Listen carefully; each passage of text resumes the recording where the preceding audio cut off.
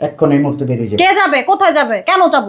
তুমি বুঝতেছো না কেন যাবো? না, অসম্ভব, আমি যাব না। আচ্ছা গেলে তোমার আব্বু আম্মু যাবে। আচ্ছা ঠিক আছে, আমি তোমার বিয়ে করার পরেই তো তোমার এটা সংসার হয়েছে নাকি?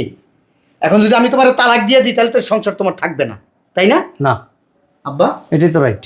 ঠিক আছে, আপনি সাক্ষী আব্বা।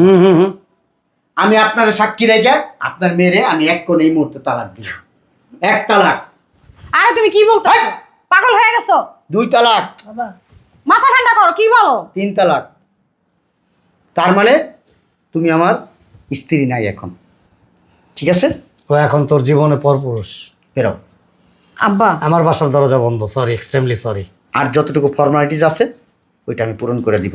আমি কিন্তু তোমার সন্তান আব্বা। প্রশ্নই ওঠে না, কোয়াইট ইম্পসিবল। যাবো না আমি কোথাও। আব্বা আপনার মেয়েটাকে এখান থেকে বের করে দাও, না তো বা পুলিশে খবর দাও, পুলিশ এসে ধরে নিয়ে যাক। আমার কিছু আমি লাগে না। কোথাও যাব না। পলাশকে, পলাশকে।